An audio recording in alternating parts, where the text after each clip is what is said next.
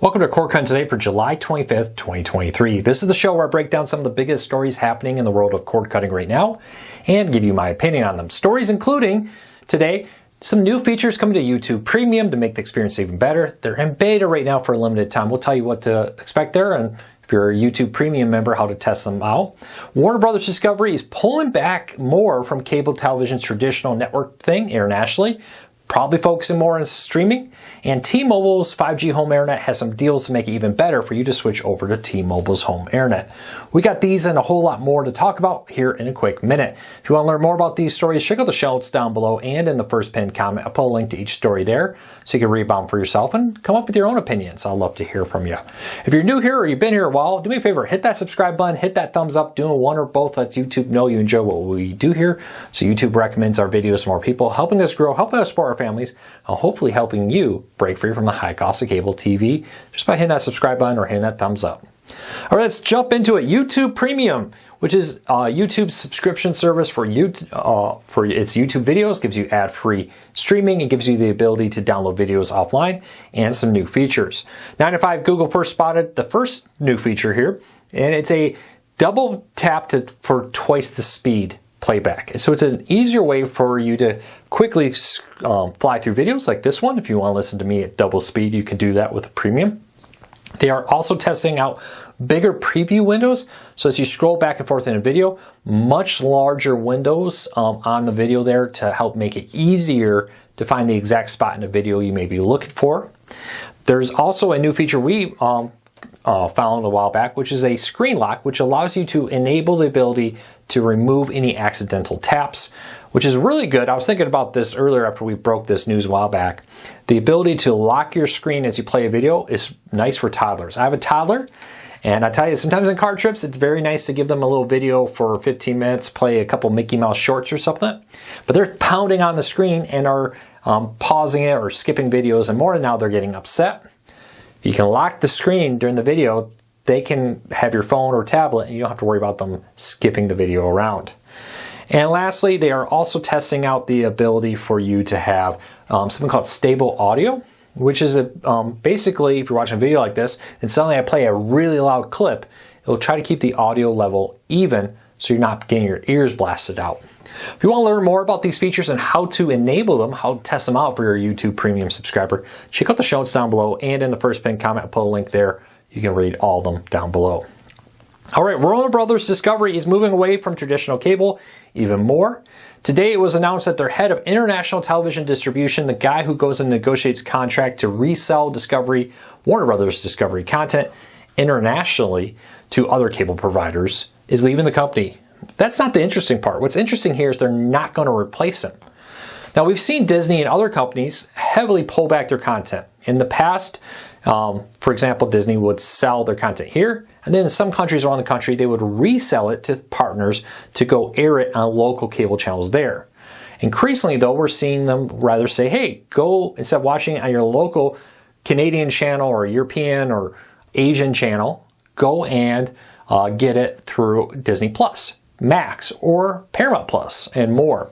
And as Max continues to roll out internationally, I think that's what they're focusing on here. They're clearly saying, hey, we really want you to subscribe directly to us. We want to cut out the middleman here. We want all those profits for ourselves, and we want you to subscribe to our service. Disney's done this to the point where they've shut down the Disney Channel and other networks they own in parts of Europe and Australia and other areas to push people towards Disney Plus. Is Max about to do the same thing? We'll see. But clearly, in the memo that went out, they said, hey, there's an ever-changing environment, industry, and market out there, and this move is to address part of that change. Now, Robert Blair, they're very clear. He's been with them for like 25 years. They were like, hey, we're very happy with him. Change the market. This position's not needed anymore, basically. I don't know if he was looking to retire. This is him getting out early, or they offered him a different position. He didn't take it. I don't know what happened there. They were very complimentary of him and all that fun stuff you typically expect in a memo of this. But again, the most interesting part of this is the fact that they're not replacing him, which strongly suggests, again, that they're going to follow Disney and others to go streaming only of their content. All right, if you're looking for a new internet provider, you've been thinking about T-Mobile Home Internet, they got some new deals out there. T-Mobile is offering a $50 rebate after your first month if you switch over to their T-Mobile Home Internet. Plus, if you want to help getting all of your current Comcast, Spectrum, whoever your internet provider is, they're offering up to $750 to help pay cable's early termination fees to cancel your contract and start switching over to T-Mobile. Really good deal. If you have a qualifying plan for T-Mobile, your first bill will be just $30. You need a qualifying wireless plan with that, or it's $50. So basically, T-Mobile is saying, hey, your first month is free. You don't have to worry about it. We'll credit you back. There's no long-term contracts. Cancel if you don't like our service with it. And if you do, or you are locked into a cable company's contract, they'll give you up to $750 to help you cancel that in the form of a gift card later. So you got to pay up front and they reimburse you basically in a form of a gift card with it.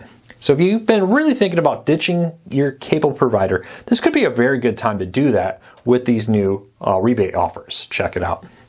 All right, next story up. Are you a fan of the show Elf? Anybody here remember the 1980s? Well, I guess it ended in 1990. Classic TV show. Well, it's coming back. Fubo and Ryan Reynolds today announced that Elf is coming to their Maximum Effort channel, which is their new free ad-supported streaming service that's available through, of course, Fubo, Sling Freestream, Plex, LG Channels, Amazon Freevee, Vizio Watch, Xumo Play, and more. But they're also going to be in partnership with the Shout Factory, creating new Elf content. Yes, there will be some new Elf content created. A little vague in the press release. I don't think this is full episodes as much as short form content. But hey, some new Elf is coming. Maybe we'll get a better ending than we did in the movie. We'll see how it all goes. Or the made-for-television movie, I guess we'll call that. But Elf is coming back. Any fans of it? Any excitement? They're going to start a marathon, air all of them late this weekend on the Maximum Effort channel. Check out the show notes down below for more details. All right. One of the questions that I often get asked, and so we decided to ask you, is which streaming service has the best original content? Increasingly, some of the best content in television isn't on cable TV. You cannot watch the new Star Trek shows, the new Star Wars shows, and more on cable, at least live. I know because of the strikes that a couple of these shows may be coming to fill in blocks temporarily, but most of the original program that's some of the best TV out there is only available on streaming. So who has the best streaming out there? Well, according to our readers, we asked you, and hundreds of you answered our question, Netflix has the best original content, which kind of lines up with the fact that over half of their US catalog now is original content, and they've been producing some of it for the longest. Paramount Plus is in second at 17%. Apple TV Plus at 16%, which is interesting. They have one of the smaller catalogs of all these services, but they've really worked to focus on blockbuster big productions. That move has been paying off. A little surprised to see Disney Plus at just 7% with all the Marvel and Star Wars and other content. They've had some big hits, but they came in at 7th. Max at 4%. Hulu at 3%. I wonder if that would go up when the new King of the Hill series comes back. I don't know. Maybe I'm being a fanboy here. Peacock came in at just 1%. Now, Peacock's definitely been focusing more heavily on sports recently to help address this lack of original content. One of their big shows that they announced when they launched the service, Battlestar Galactica, still is very far away, it seems like. So they've definitely been looking for some big name original hits. They've had some. They've bought, for example, Yellowstone from Paramount. Wonder if Paramount had any idea how successful that would be. They would have sold it to Peacock and more. But overall, it seems that most people think that Peacock is not one of the best original content. It's going to have a lot of sports. They've been heavily diving into sports. Big Ten Network or Big Ten Conference football and basketball games are coming there this fall. We'll see how it all plays out. All right, moving along real quick here. I have a post from my 10 plus years experience using an antenna to watch television, my 5 pro tips for it.